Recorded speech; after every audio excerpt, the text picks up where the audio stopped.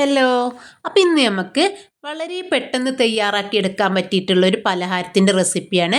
ഒരു നാടൻ പലഹാരമാണ് കേട്ടോ, തരിനുള്ളി ഇട്ടതാണ്. അപ്പോൾ വളരെ പെട്ടെന്ന് നമുക്ക് കുറഞ്ഞ ചേരുവകൾ വെച്ചിട്ട് തയ്യാറാക്കി എടുക്കാൻ പറ്റിയിട്ടുള്ള ഈ പലഹാരത്തിൻ്റെ റെസിപ്പി നമുക്കൊന്ന് കണ്ടു നോക്കിയാലോ. അപ്പോൾ ഇതിന് വേണ്ടിയിട്ട് ഒരു പാത്രം എടുത്തിട്ടുണ്ട്. അതിലേക്ക് 2 കോഴിമുട്ടൻ്റെ അളവിലാണ് ഞാൻ കാണിക്കുന്നത്. അപ്പോൾ 2 കോഴിമുട്ട എടുത്തിട്ടുണ്ട്, ഒന്ന് പൊട്ടിച്ചിട്ട് ഒഴിച്ചു കൊടുത്തിട്ടുണ്ട്. ഇനി ഇതിലേക്ക് ഒരു 1/4 കപ്പ് പഞ്ചസാര ചേർത്തി കൊടുക്കാം. ഇനി വേണ്ടത് ഇതിലേക്ക് 1/4 ടീസ്പൂൺ തന്നെ ഞാൻ ഏലക്കാപ്പൊടി ചേർത്തിയിട്ടുണ്ട് കേട്ടോ. അപ്പോൾ ഏലക്ക മുഴുവനായിട്ടാണെങ്കിൽ കുറച്ച് പഞ്ചസാര ചേർത്തിട്ട് പൊടിച്ചിട്ട് ഇട്ട് കൊടുക്കാം. പിന്നെ ഇതിലേക്ക് ഒരു നുള്ളു ഉപ്പും പാടെ ചേർത്തിട്ട് ഒരു വിസ്കോ അല്ലെങ്കിൽ ഒരു ഫോർക്കോ ഒക്കെ വെച്ചിട്ട് നല്ലവണ്ണം തന്നെ പഞ്ചസാര ഒന്ന് മെൽറ്റ് ആവുന്ന വരെയൊക്കെ ഒന്ന് മിക്സ് ചെയ്തെടുക്കാം. അപ്പോൾ മുട്ട ഒരുപാട് പതപ്പിച്ചിട്ട് എടുക്കൊന്നും വേണ്ട, ആ പഞ്ചസാര ജസ്റ്റ് ഒന്ന് മെൽറ്റ് ആയാൽ മതി.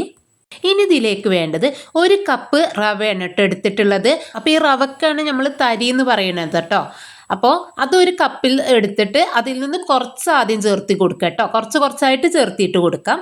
അപ്പോൾ അതാ നമ്മൾ മുട്ട എടുക്കുന്നതിനനുസരിച്ച് നമുക്ക് റവയിൽ വ്യത്യാസം വരും കേട്ടോ. അങ്ങനെ ഞാൻ ആ 1 കപ്പ് ഫുള്ളായിട്ട് ഇട്ട് കൊടുത്തിട്ടുണ്ട്. എന്നിട്ട് ഇത് നല്ലവണ്ണം തന്നെ ഒന്ന് മിക്സ് ചെയ്തെടുത്തിട്ടുണ്ട്. അങ്ങനെ 1 കപ്പ് റവ ചേർത്തിയ ശേഷം നമ്മൾ കയ്യിൽ ഇങ്ങനെ നുള്ളി ഇട്ട് കൊടുക്കുക, അറിയില്ലേ, ഇതിന് ഒരു പാകമായോ നോക്കാം. അപ്പോൾ ഇത് കുറച്ച് ലൂസാണ്. അപ്പോൾ ഇതിലേക്ക് ഞാൻ ഒരു 2 ടേബിൾ സ്പൂണും പാടെ റവ ചേർത്തി കൊടുത്തിട്ടുണ്ട് കേട്ടോ. അതും പാടെ ചേർത്തിട്ട് നല്ലവണ്ണം തന്നെ ഒന്ന് മിക്സ് ചെയ്തെടുക്കാം. അപ്പോൾ നല്ല ലൂസായിട്ട് പോവരുത്. അപ്പോൾ നമ്മൾ എടുക്കുന്ന മുട്ട വലുതാണെങ്കിൽ നമുക്ക് റവ കുറച്ചും പാടെ ചേർത്തി കൊടുക്കണം. ഇല്ല ചെറുതാണെങ്കിൽ ആ 1 കപ്പ് റവ തന്നെ മതിയാവും കേട്ടോ. അപ്പോൾ ദാ ഇത് ഏകദേശം കണ്ടോ, കയ്യിൽ ഇങ്ങനെ നമുക്ക് ഏകദേശം ഇതുപോലെ കിട്ടും കേട്ടോ. ഒരു ഒട്ടണ പാകമൊന്നും അല്ലാത്ത രീതിയിൽ. ഇനി ഇത് നമുക്ക് ഫ്രൈ ചെയ്യാനുള്ള എണ്ണ ചൂടാക്കാൻ വെച്ചിട്ടുണ്ട്. അത് എണ്ണ ഒന്ന് ചൂടായി വരുന്ന സമയത്ത് ലോ ഫ്ലെയിമിൽ ഇട്ടതിന് ശേഷം റവൻ്റെ കൂട്ടിൽ നിന്നും നമ്മൾ കൈ വെച്ചിട്ട് തന്നെ കുറച്ചായിട്ട് ഇതുപോലെ നുള്ളിയിട്ട് കൊടുക്കുക കേട്ടോ. അപ്പോൾ കയ്യിലൊന്ന് വെള്ളം നനച്ചിട്ട് ഇട്ട് കൊടുത്താൽ മതി. അപ്പോൾ നല്ല ഷേപ്പായിട്ട് കിട്ടും. പിന്നെ ഇത് നമ്മൾക്ക് സ്പൂൺ വെച്ചിട്ട് വേണമെങ്കിൽ ചെയ്തെടുക്കാം കേട്ടോ. പക്ഷെ തരി നുള്ളി ഇട്ടത് എന്നല്ല അതിൻ്റെ പേര്. അപ്പോൾ നമ്മൾ കൈ വെച്ചിട്ട് തന്നെയാണ് ചെയ്തെടുക്കുന്നത്. അങ്ങനെ ഒരു വശം ആവണ സമയത്ത് ഒന്ന് ജസ്റ്റ് ഒന്ന് തിരിച്ചിട്ട് കൊടുത്തിട്ടുണ്ട്. അപ്പോൾ ലോ ഫ്ലെയിമിൽ ഇട്ടിട്ട് വേണം കുക്ക് ചെയ്യാൻ. ഹൈ ഫ്ലെയിമിൽ വെച്ചാൽ ഉൾവശം കുക്കാവില്ല, അതുകൊണ്ടാണ്.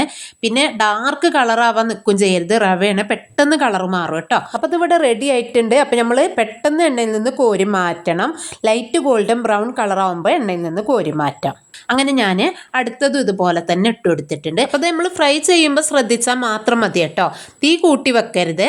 അങ്ങനെ ഞാൻ ഇതും ഒരു ലൈറ്റ് ഗോൾഡൻ ബ്രൗൺ കളറായപ്പോൾ കോരി മാറ്റിയിട്ടുണ്ട്. അപ്പോൾ എല്ലാതും ഞാൻ ഫ്രൈ ചെയ്തെടുത്തിട്ടുണ്ട്. അപ്പോൾ ഇത്രയല്ല കേട്ടോ, ഇതിലേറും കൂടുതലുണ്ട്. അപ്പോൾ ഞാൻ പ്ലേറ്റിൽ കൊള്ളുണ്ട് മാത്രം വെച്ചിട്ടേ ഉള്ളൂ.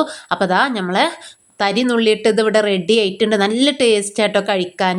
അപ്പോൾ കണ്ടല്ലോ, ഉൾവശമൊക്കെ കുക്കായിട്ട് തന്നെ കിട്ടിയിട്ടുണ്ട് കേട്ടോ. അപ്പോൾ ഇതുപോലെ തരി നുള്ളിയിട്ട് ഇത് ഉണ്ടാക്കി നോക്കാത്തവരുണ്ടെങ്കിൽ തീർച്ചയായിട്ടും ഒന്ന് ഉണ്ടാക്കി നോക്കണേ. അപ്പോൾ ഇന്നത്തെ വീഡിയോ എത്ര ഉള്ളൂ. അടുത്ത നല്ലൊരു വീഡിയോ ആയിട്ട് പിന്നെ വരാം.